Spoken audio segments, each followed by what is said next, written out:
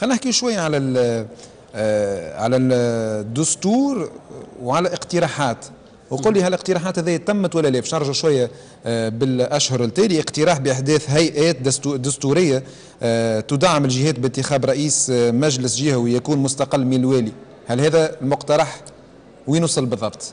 هذا من المسائل التي تدرس في إطار لجنة الجماعات العمومية المحلية والجهوية. ما زال إلى حد الآن لم يحسن فيها، على اعتبار أن هذه اللجنة إلى حد الآن لم تصغ نصوص قانونية، لكن يرجح انطلاقا من الآراء المتواجدة داخل هذه اللجنة يرجح أن يتم بالفعل اعتماد هذا الاختيار. بتسمية مجلس الشعب يعوض عن مجلس النواب وتكون مدته 5 سنوات. في اللجنة الخاصة بالسلطة التشريعية والسلطة التنفيذية نوقش هذا اليوم، وداخل اللجنة أقر أن التسمية ستكون مجلس الشعب. المحكمة الدستورية ذولي زادت ناقشته اليوم ووصلنا تقريبا إلى فصل حول المحكمة الدستورية ما زالت محل نقاش فيما يخص أحكامها التفصيلية، لكن من حيث المبدأ محسوم، ستكون لنا محكمة دستورية إن شاء الله. الأعضاء نتاعها قديش يتكونوا من فرد من النقاش؟ لا، من المسائل التي ما زالت محل نقاش. يعني احنا سمعنا يعني في بعض وسائل الإعلام أنه تكون من 20 فرد. معناتها 5 يعينوا من الصيغه اللي توجد فيما يخص المحكمه الدستوريه، ولكن ليست صيغه نهائيه، لان فيما اعلم انجزت من طرف اللجنه منقوصه، كان ثم اعضاء من اللجنه في سفر عمل، فالصيغه اللي توجد في بالي 15 عضو، ولكن ما زالت ربما قابله للتعديل. بالنسبه للهيئه خاصه بالانتخابات القادمه، اكيد هذه امرها محسوم ومنصوص عليه في تنظيم مؤقت للسلطات. حتما ستوجد هيئة مستقلة دائمة للإشراف على الانتخابات والاستفتاءات. بقي تنظيمها، يفترض أنه في الأسبوع المقبل ربما ستنظم جلسة مشتركة بين اللجنة التشريعية، لجنة التشريع العام، واللجنة التأسيسية المكلفة بالهيئات الدستورية، لمحاولة التنسيق بين ما سيتم إدراجه في الدستور وبين ما سيتم إدراجه في القانون المنشئ لهذه الهيئة، حتى تكون الهيئة الجديدة التي ستحدث هذا العام قابلة لأن تستوعب هي نفسها في الدستور. والهيئة هذه معناتها كيف سيتم تعيين يعني المسؤولين عن الهيئة؟ ما زال إلى حد الآن النص لم يناقش. هو فما يعني جدل حول الأشخاص اللي ممكن يخدموا. هناك أكثر من خيار، ولكن إلى حد الآن فما برشا ناس تقول إنه إذا معناتها المقترح هذا من الترويكا ولا من السلطة، فإنه معناتها باش يكون مشكل معناتها مشكل في التداول بطبيعة الحال من بعد. يعني هل معنى هذا أننا حتى نحقق التداول يعني نسند للمعارضة نقول لهم اختاروا من شئتم في لجنة الانتخابات؟ هذا غير سليم.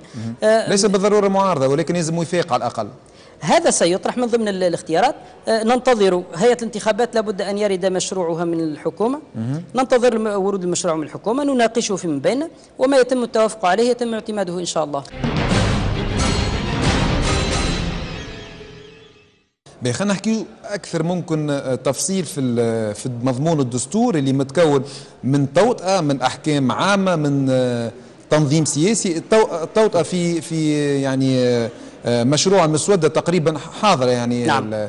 التوطئه، هل التوطئه هذه باش تكون نص دستوري والا باش تكون عنده نص يعني عنده مكانه اخلاقيه، مكانه رمزيه اكثر منه نص دستوري؟ هو نص دستوري وله رمزية خاصة، لأن طبيعة التوطئة من حيث نصها تختلف عن صياغات الفصول. هي صياغة فلسفية أكثر، ولكن لها صبغة دستورية، ويرجح أن يتم التنصيص صراحة في أحد فصول الدستور على أن التوطئة جزء لا يتجزأ منه لها ما له من القوة القانونية. يعني فسر لنا أكثر معناتها بلغة أسهل. يعني هي جزء من الدستور. النقاش اللي كان موجود سابقا يقول البعض التوطئة ليست من الدستور والدستور يبدأ في الفصل الأول فقط. حتى نحسم هذا الأمر ولا نتركه للنقاش، يرجح أن يتم التنصيص صراحة على أن التوطئة من الدستور وليست ملحقا له. بالنسبة للدستور إذا نعمل مقارنة مع دستور 59، خاصة نحكيه على التوطئة بطبيعة الحال، نراو أنه فما بعد بالنسبة للمشروع مسودة بتاع التوطئة الجديدة، نراو أنه فما بعد مغاربي، بعد عربي، بعد إسلامي، ولكن البعد الإفريقي والبعد المتوسطي مقارنة كما قلت لك بالدستور 59 ماهوش موجود. أولا النص الدستوري لم يجعل ليستوعب كل شيء. إذا كان باش ننصوا في الدستور على كل شيء يعني لابد أن نهيئوا أنفسنا ل1000 صفحة، ولكن لازم تكون نظرة استشرافية. النص الدستوري لابد أن يكون دقيقا، وكل عبارة تستوعب غيرها تغني عن التفصيل. في هذه التوطية إشارة إلى البعد الدولي الذي يستوعب إفريقيا وآسيا وأوروبا وكل ما فيه والعالم والمتوسط. هناك خصوصية للمغرب العربي والانتماء العربي والإسلامي، لهذا الإشارة موجودة للمغرب العربي، للبعد العربي والبعد الإسلامي والبعد الإنساني، ونعتقد أن هذا يستوعب كل الأبعاد الأخرى.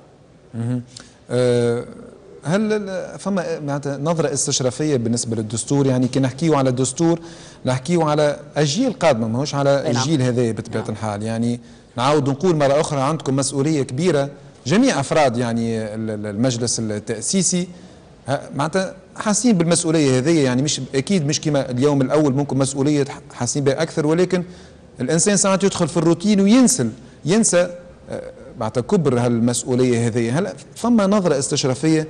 لانه علاش بصراحه علاش قاعد نقول لك هذه، لاحظنا انه في كل مره تصير احداث ولا بعض الاحداث في بلادنا الا القوانين هذه وقتها يتم العمل عليها. يعني مثلا نحكيو على حقوق الانسان وعلى قضيه محمود البغدادي اللي طرحت البارح. نذكر البرنامج تاعنا باش يتعرض من بعد اسابيع، اذا احنا قلنا البارح هي معناتها القضيه هذه ولات البارح نهار الاحد، اذا كانت قضيه هذه حول حقوق الانسان، وشفنا ديبا صايرين في مختلف وسائل الاعلام، ورجعنا نحكيو على نقطه حقوق الانسان وبطبيعه الحال من النقاط اللي تطرح نفسها في القوانين اللي باش تطرح في الدستور بطبيعه الحال.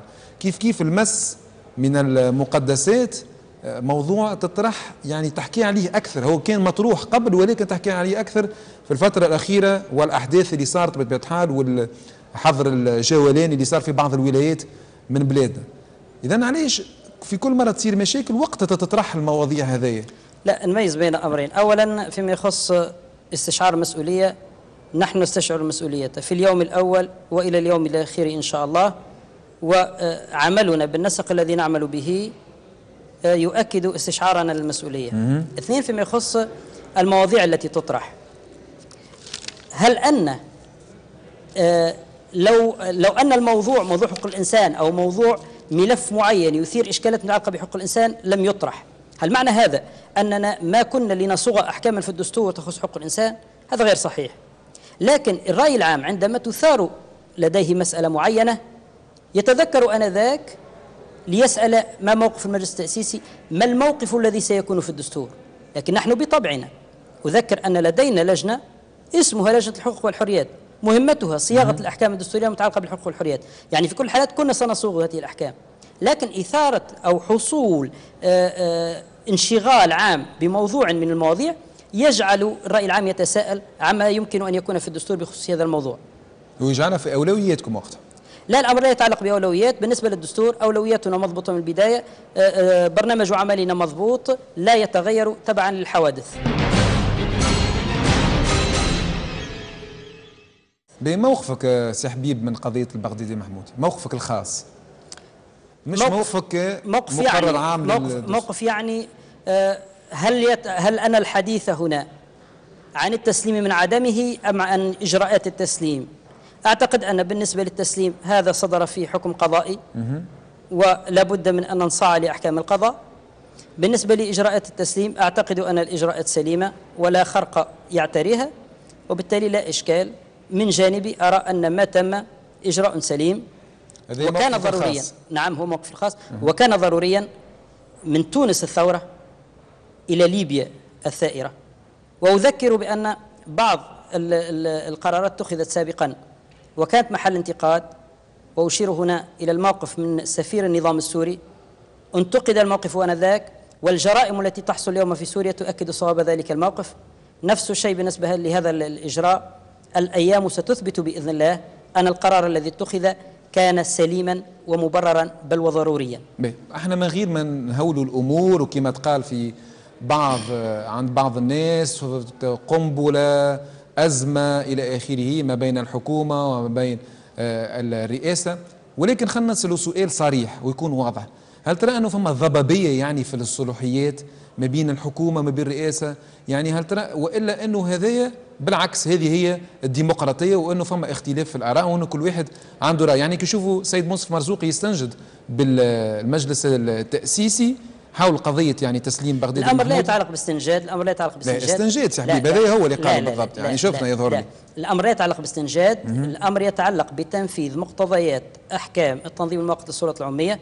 هو تنفيذ لأحكام قانونية من اللي تعمل للتنظيم المؤقت للسلطات، تحطت فيه الفرضية هذه. ماذا لو حصل اختلاف فيما يخص الصلاحيات؟ الفصل 20 ينص على أنه سواء بالنسبة لرئيس الجمهورية ورئيس الحكومة، إذا رأى أن في تصرف الطرف الآخر تعدي على صلاحياته، وهذا يمكن أن يحصل في أي بلد، الإجراء السليم هو أن يطلب من المجلس الوطني التأسيسي البتة في هذا الخلاف. المجلس الوطني التأسيسي، المجلس التأسيسي في لحظة، المجلس الوطني التأسيسي عندما يتلقى هذا الطلب، الفصل 20 ينص على أنه يرسله إلى المحكمة الإدارية لطلب رأيه القانوني. عندما يرد موقف المحكمة الإدارية عندئذ يتخذ المجلس الوطني التأسيسي قراره. إذن ما تم من إرسال الطلب للمجلس الوطني التأسيسي هو في الحقيقة آلية ديمقراطية قانونية تتعلق بخلاف حصل، ويراد من السلطة الأعلى في البلاد وهي المجلس الوطني التأسيسي أن تطبق أحكام القانون وتفصل في هذا الخلاف. يعني هوني نجم نقولوا ننتظر معناتها الايام القادمه باش نشوفوا المحكمه الاداريه شنو اللي تقول بالضبط. يعني نعم، بدايه راي المحكمه الاداريه، ثم راي المحكمه الاداريه يعرض على المجلس الوطني التاسيسي. نقعدوا نحكيوا على الموضوع هذا. انت اعطيتنا الموقف نتاعك بالنسبه موضوع البغدادي محمود، بما انه هو الحدث في الوقت هذا، ينجم بعد اسابيع يولي يعني موضوع وتعدى وانتهى. قلنا ممكن فما ضبابيه في الصلاحيات. هل ترى انه فما ضبابيه ما بين لا اعتقد ان هناك ضبابيه. النص القانوني واضح لمن يقرأه. يعني تسليم يقول ما يتعدى الا بامضاء رئيس الدوله. هذا ما تقوله ليس النص حرفيا، وفي الماده القانونيه لكل حرف معناه. اذا هناك ضبابيه؟ لا لا لا, لا الامر يحتاج الى ان نقرأ النص. النص يقول بأن كاتب الدولة للعدل، وهو لا يتحدث عن وزير عدل، هذا نص قديم، كاتب الدولة للعدل يعرض مشروع الأمر على رئيس الجمهورية ليمضيه. طيب، هذا النص نص قديم. في التنظيم المؤقت للسلطة العمومية حصرت كل صلاحيات رئيس الجمهورية حصرا 14 صلاحية، ليس من ضمنها هذه الصلاحية. ثم نجد تنصيصا في التنظيم المؤقت للسلطات العمومية على أن كل صلاحيات السلطة التنفيذية هي لرئيس الحكومة إلا ما أسند بنص صريح لرئيس الجمهورية.